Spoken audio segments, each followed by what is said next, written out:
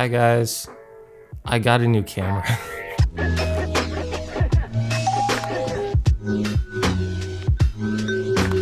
Today we're going to be diving into one of the most exciting and challenging journeys you can take as an artist, which is how to make an album. Whether you're an indie artist fresh out the gate or a seasoned artist looking to refine their palette, this video will have something for you. An album isn't just a collection of songs. We all know this. It's an experience, a vision, a story. There's so much that goes into making an album, more than just the music. And trust me, I've been through it all. Late nights in the studios, tight budgets, pretty much doing everything all by yourself. Through this video, I'll be going over 7 essential chapters into how to make an album. Don't look at the timestamps now. You can do that later. We'll be talking about finding a concept, managing budgets, crafting the perfect song, and pairing them with stunning visuals. Plus, I'll be sharing lots of tips on how to properly promote yourself. Name a YouTuber that can do that in under 20 minutes. I bet you can't. By the end of this video, hopefully you'll have a clearer roadmap of how to take your conceptualized idea into a full-length project. So grab your notebook, some coffee, whatever you need to not click off this video, and let's dive into the first chapter. Chapter 1. It's the idea. The start of your album will be the concept. Maybe it's an idea you have or a phrase you heard in passing. This will essentially be the backbone of your project. This concept is allowed to change over time and develop into its own unique story, but it should be relatively firm. In this stage, you'll pick out a majority of your aesthetics. How do you want this album to feel for your listener? Is it dry and acoustic leaning on more folk elements? Or do you want to go into a heavy reverb synth pop direction? If you're a lyrical artist, all of the songs should build off the narrative of your concept. For example, my project, The Brink, is all about nostalgia and being pushed right up to your limit. Each song builds onto another layer of that story, and by the conclusion, the self-titled The Brink, I come to a breaking point and I no longer want to keep going. A majority of this album depends on acoustic backing and banks more on simplicity over redundancy. It's short, it's bittersweet, and it's to the point. A good album will be able to stay consistent and cohesive without singing the same song over and over. Each high and low point in the record contributes to the overall narrative. What I like to do to retain my thesis statement is write it down in a place like my notes app, along with a track list of song ideas I want to dive into deeper. Again, you may go into this album expecting to write a clear story and come out the other side writing one entirely different. Writing an album is how you extract and explore more about yourself. Expect your songs to change over time as you decide to grow with your album. Chapter 2, budgets. After coming up with your idea, you're gonna sit down and write. A lot. At this stage, you're gonna decide how much of your album you wanna allocate to others. How much of other people's input do you want into your work? If you're fresh onto the scene and don't know how to mix, master, produce, this is where you're gonna set aside a budget for all the things you're gonna need. Your budget, at the bare minimum, should make room for a producer, possible studio time, cinema and photography, promotional aspects. And if that sounds like it's a lot, it's because it is. The music industry is an expensive business, which is why a lot of artists like myself decide to do everything in-house. Before I recorded my first song, I slaved away at IHOP till I could save up for a computer and an interface and a basic microphone. I knew if I had good equipment that could last me over long periods of time, I could work on other things I wasn't so good at, like mixing. Over the years, I've become a jack of all trades. I can mix, master, produce, and I can even shoot my own music videos. This allows me to not only design my own aesthetics from complete scratch, but it also makes me a more valuable asset as a musician. So my recommendation would be to anyone new to making music is to set aside a budget for the bare essentials to make everything in-house. To my well-seasoned musicians, this is where you're gonna set aside a budget for everything you're gonna need. Do you want features? How big and how many? Do you need a producer? How big and how many? You want ads? How big and how many? Setting aside this concise list will allow you to pick your wants from your needs so you can fully realize your album without breaking your bank to do so. Chapter 3, writing and composition. Oh, would you look at that? More writing. So at this stage, you've come up with your concept, you've set aside a budget.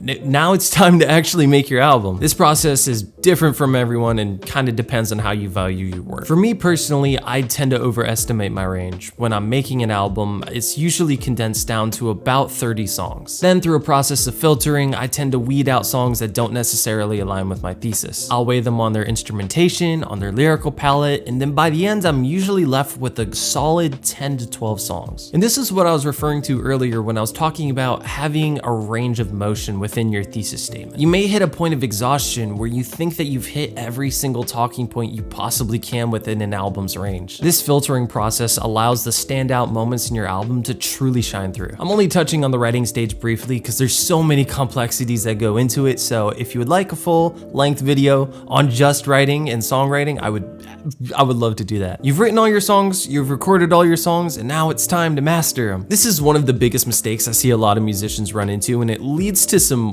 wonky sounding albums. The mastering process in music is where you polish up all of your songs and get them ready for distribution. This step includes tweaking, adjusting, fine-tuning all of those little bits and pieces that make your song have more clarity and brevity. If that isn't a description of mastering, I don't know what is. These steps include, and are not limited to, matching loudness, EQ, stereo width, and dynamic range. Mastering also ensures that all of your tracks flow seamlessly together, all in a uniform volume. This is also where you can decide if you want swells or fading effects leading from one song to the next. And the final mastered format is pressed for release, whether that's CD, vinyls, tape. Also, just a little side note, if you're preparing an album for multiple different medium formats, it's good to have multiple different masters for each one of those formats. The compression on each vary greatly. We talked about that in the cassette video. Chapter 5.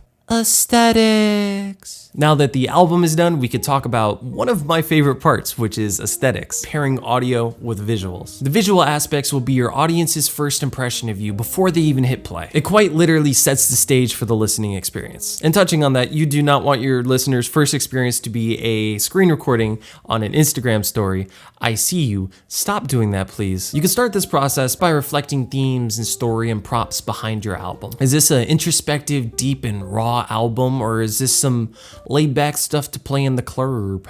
I said club. Once this goes out on the internet, it's on there for life. Let the music guide your visual direction. You can use platforms like Pinterest to pull inspiration from film works and different aesthetics you see that might tie into the narrative of your album. The cover art is the centerpiece of your aesthetic, so make sure it ties in with your work. Is it a simplistic, striking piece of imagery, or is it something super intricate and weird and you have to dig for Easter eggs within the cover art to get the deeper meaning? Beyond the cover art, you can expand your aesthetics into promo material, social media graphics, and even merch. But remember, consistency is key. You can use a cohesive color palette, typography, or recurring themes within your music. For instance, when filming for the music video My Fault, I brought a bunny hat into a field. I loved that image so much that I actually made it my album cover. It helps to put a face behind the music that I make. The bunny ears serve other symbolism besides that, but that's a discussion for a later video. Even the fonts were hand designed by myself, and I put those in pretty much every promotional material that I can. This color grading was done entirely by me. My merch designs, there are so many ways to expand your aesthetics while also telling a deep story within it. Whether it's making a logo or using consistent backdrops in music, designs, and fashion, all of these aesthetic choices can compile and build into the listener's experience for world building. Chapter 6.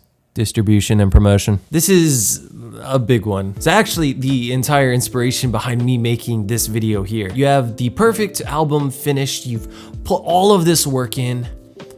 How do you release it? In an age of streaming and instant gratification, albums drop every day. I mean, hundreds of them. It's hard to be heard in a crowd full of people all bidding for the world's attention. And it's even harder when you're not a global phenomenon like Billie Eilish, The Weeknd, or that one guy that lost the Kendrick Lamar beef. In light of this, the best way that I've learned to release music is through, drumroll please, the waterfall release. Simply put, a waterfall release is when you drop a single, and then another single, and then another single, and then another single, so on and so forth until you compile all of the singles into like a 4 to 6 track EP. Actually, doesn't that take away from the listener experience? No.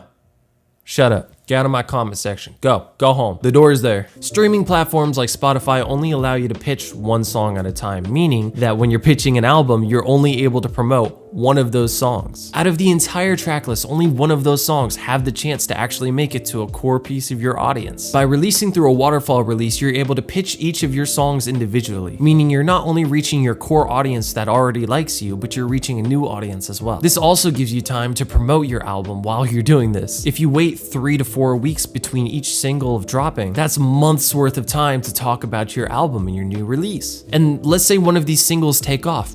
congratulations, you've opened the floodgate for your album to possibly be appreciated even more. Another major benefit to using a waterfall release is the algorithm. By tying multiple songs together, you're telling the algorithm that this song belongs with this song belongs with this song. So if one person finds a song that you've released under this format, they're more likely to be recommended the other ones, or even potentially your whole album. I've tried this practice on numerous albums in the past and each have proven successful. If you can't take my word for it, Lil Yachty's done it. 93 Feet of Smoke have done it. I can't think of other artists at the moment, but I know there's others that have done this. Chapter 7.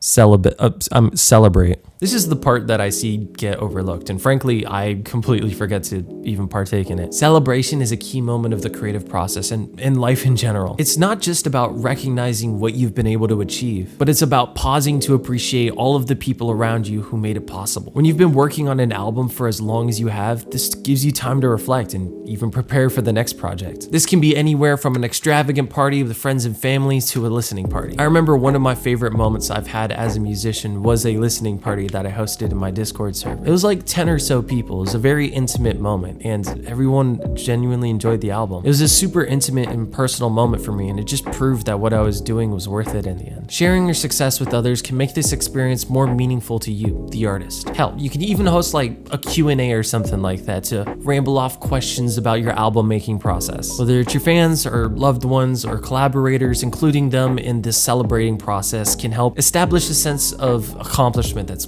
pretty hard to replicate. I hope you enjoyed this video. It's a little bit different than the usual kind of stuff I make. I felt like flexing these writing muscles after all of my hard schooling. Mwah, look at me right with that pen. If you take away nothing else from this video, remember that the album making journey is unique and reflects who you are as an artist, in whichever way you choose to approach that. If you found this video helpful or you just like shiny buttons, there's a couple down there that you can click. If you're new here, hi. Also, if there's a specific part of this process that you're unclear about or just want me to make a fuller detailed video into, I would be more than happy to do that. Feedback helps keep this channel alive. I love getting comments and it helps so I can make more stuff. Thanks for hanging out with me today. Never stop creating and keep pushing those boundaries.